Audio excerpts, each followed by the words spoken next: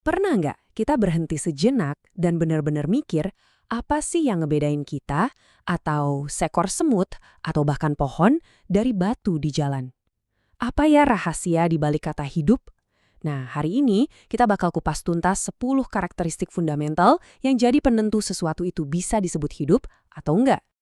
Pertanyaannya kedengeran simpel banget ya kan? Kucing bisa lari, makan, mendengkur, batu, ya gitu-gitu aja, diam. Tapi, di balik jawaban yang kelihatannya gampang itu, ada proses biologis yang luar biasa kompleks. Dan pertanyaan inilah yang bakal jadi pemandu kita dalam penjelajahan kali ini. Oke, biar gampang, coba deh kita bayangin setiap makhluk hidup itu kayak sebuah mesin yang super canggih. Persis kayak mesin mobil, mesin kehidupan ini juga butuh bahan bakar. Terus dia harus proses bahan bakar itu jadi energi, dan yang penting, dia harus buang asap knalpotnya biar nggak rusak dong. Nah, siklus inilah intinya. Semua berawal dari asupan, diproses jadi energi, dan diakhiri dengan pembuangan limbah. 4 langkah simpel ini sebenarnya udah mencakup beberapa ciri utama kehidupan. Keren kan? Yuk kita bedah satu persatu, biar lebih kebayang. Pertama-tama soal bahan bakar. Kita, manusia dan hewan, dapat energi dari makan makhluk hidup lain, entah itu tumbuhan atau daging. Tapi tumbuhan, wah ini juaranya. Mereka bisa bikin makanan sendiri lewat fotosintesis. Cuma modal sinar matahari, air, sama karbon dioksida dari udara. Luar biasa banget kan? Oke, bahan bakar udah masuk. Terus gimana? Disinilah metabolisme beraksi. Metabolisme itu gampangnya adalah serangkaian reaksi kimia di dalam sel yang ubah makanan jadi energi. Dan energi inilah yang kita pakai buat, ya semuanya, dari napas, mikir, sampai benerin sel yang rusak. Tanpa metabolisme, makanan yang kita makan ya percuma aja. Nah, gimana cara ngebakar bahan bakarnya? Jawabannya, respirasi alias bernapas. Ini kuncinya. Kita yang di darat ya, hirup oksigen dari udara. Kalau ikan, mereka pakai insang buat ngambil oksigen di air. Tapi coba lihat paus. Dia kan hidup di air, tapi tetap harus nongol ke permukaan buat napas pakai paru-paru. Sama kayak kita. Ini bukti betapa kreatifnya kehidupan beradaptasi cuma buat dapetin satu hal yang sama, oksigen. Langkah terakhir di mesin kehidupan kita, ekskresi, alias buang sampah. Soalnya setelah energi dibikin, pasti ada sisa-sisa beracun kayak karbon dioksida. Dan itu semua harus dikeluarin. Ini persis kayak knalpot mobil. Kalau mampet, ya mesinnya bakal mati. Jadi proses buang sampah ini sama pentingnya kayak makan loh. Oke, jadi makhluk hidup itu bukan cuma sekedar mesin yang pasif. Mereka itu dinamis, terus-terusan berinteraksi sama lingkungannya. Nah, sekarang yuk kita lihat gimana caranya mereka bergerak, ngerasain sekitar, dan beradaptasi biar bisa bertahan hidup. Intinya, semua yang hidup itu pasti bergerak. Ada gerakan yang kelihatan banget, kayak cita lari ngejar mangsa atau kita jalan. Tapi ada juga gerakan yang super pelan dan butuh kesabaran buat ngelihatnya, kayak pucuk tanaman yang pelan-pelan ngikutin arah matahari. Dua-duanya itu sama-sama dihitung sebagai bergerak. Nah, kemampuan buat ngerasain dan ngerespons dunia sekitar, ini ada istilah kerennya, iritabilitas.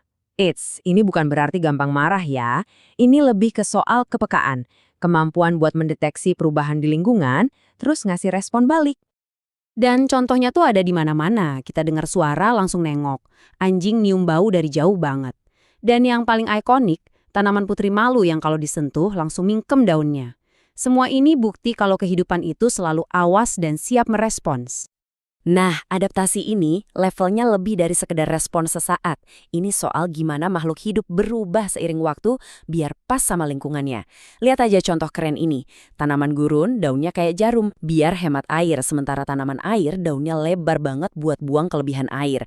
Beda banget kan? Tapi dua-duanya adalah desain yang sempurna untuk tempat tinggal mereka. Oke, kita udah bahas gimana satu individu bisa bertahan hidup. Sekarang, kita coba zoom out ke gambaran yang lebih besar. Gimana sih kehidupan itu tumbuh dari kecil jadi besar? Dan yang paling penting, gimana caranya kehidupan bisa terus berlanjut dari generasi ke generasi? Simpel aja, semua yang hidup itu pasti tumbuh. Ukurannya nambah, dari kecil jadi besar. Contoh paling gampangnya ya, ini, lihat aja tanaman. Dari cuma biji, jadi kecambah, tanaman muda, sampai akhirnya dewasa. Proses yang sama persis terjadi sama kita kan? Dari bayi, jadi anak-anak, ke remaja, terus dewasa. Kalau udah dewasa, terus gimana? Gimana caranya biar kehidupan ini nggak berhenti di satu generasi aja? Jawabannya, reproduksi. Dan ternyata ada dua cara utama. Ada yang namanya seksual, yang butuh dua individu buat bikin keturunan yang unik kayak kita manusia. Terus ada juga aseksual, yang nggak perlu pasangan. Satu individu bisa langsung bikin kloningan dirinya sendiri, kayak pohon bambu yang numbuhin tunas baru. Baiklah, kita udah menjelajahi 3 pilar utama kehidupan. Soal mesin internalnya, cara dia berinteraksi sama dunia, dan siklusnya yang terus berlanjut. Sekarang, ayo kita satuin semua kepingan ini dan lihat gambaran besarnya. 10. Totalnya ada 10 karakteristik. Coba kita ingat-ingat lagi. Ada yang soal mesinnya, butuh makan, metabolisme, napas, dan buang sisa. Terus soal interaksinya sama dunia, bergerak, peka sama rangsangan, dan beradaptasi. Dan terakhir soal siklusnya, tumbuh dan berkembang biak. Tapi ini bukan sekedar daftar checklist biasa. Anggap aja 10 hal ini kayak baris-baris kode di sebuah program super canggih. Satu baris kode mungkin nggak ada artinya, tapi waktu ke-10 kode ini jalan bareng-bareng, mereka menciptakan fenomena paling kompleks dan menakjubkan di alam semesta, yaitu kehidupan. Dan sebagai panutup, saya mau kasih satu pertanyaan buat kita renungkan. Coba bayangin, ada robot super canggih yang bisa bergerak, bisa merespons, bahkan bisa nge-charge dirinya sendiri. Dia bisa melakukan 9 dari 10 ciri tadi. Tapi, dia nggak bisa satu hal, bereproduksi. Pertanyaannya, apakah robot itu beneran hidup? Ternyata garis batas antara hidup dan mati nggak sesederhana yang kita bayangkan Jika video ini menambah ya. wawasan kamu, dimohon untuk klik tombol like, komentar, dan subscribe. Semoga bermanfaat. Terima kasih.